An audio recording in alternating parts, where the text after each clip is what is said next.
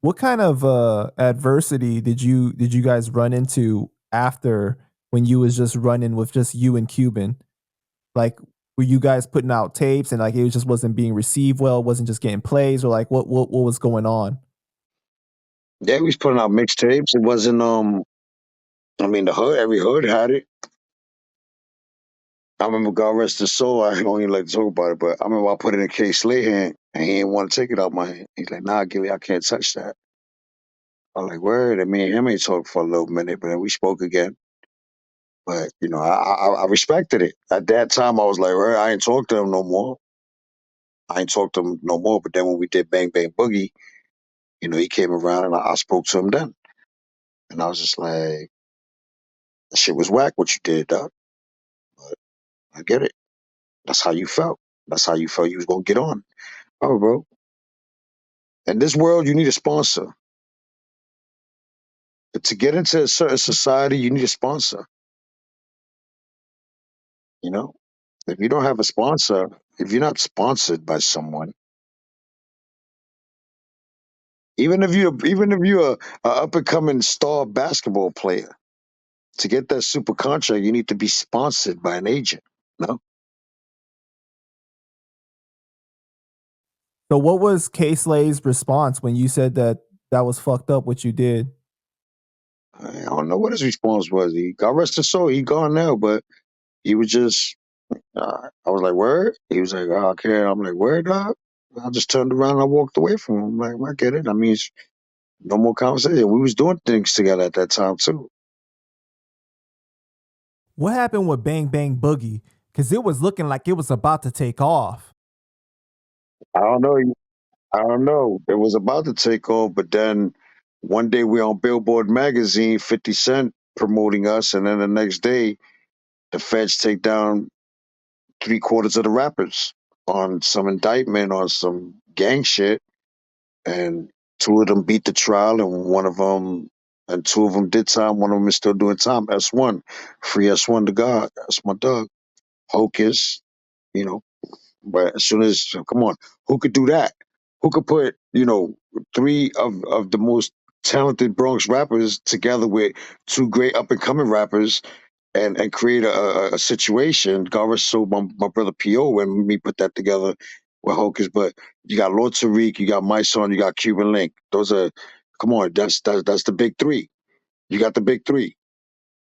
Come on, man. You got the big three, then you got Hocus and S1. S1 was about to fly anyway because he's different, right?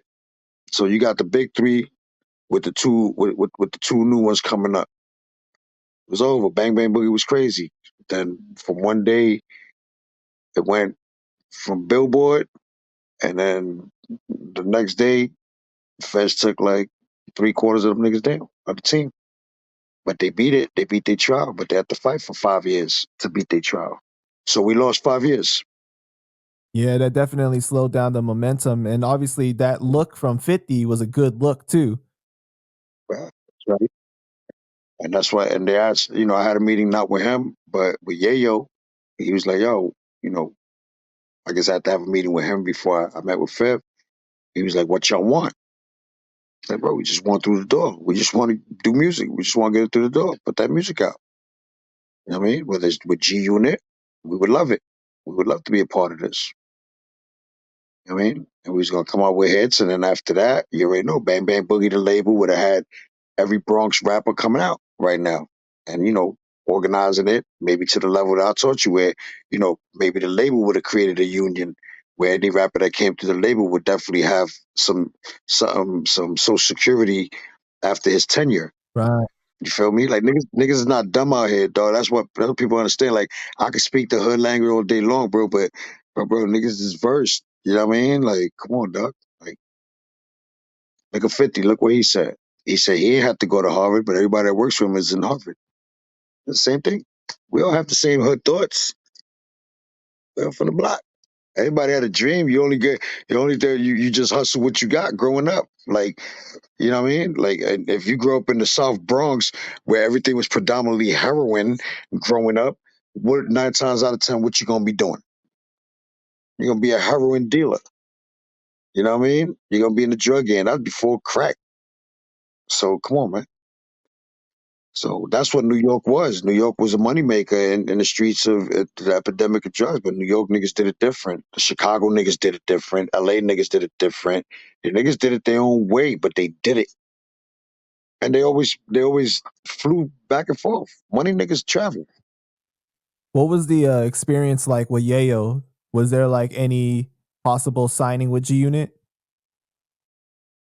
No, we just had a nice conversation. I gave him our thoughts and what and our thoughts and our belief, and then that was it. And then shortly after that was when they took the fellas down. When they took them down, so it was like that's out the window.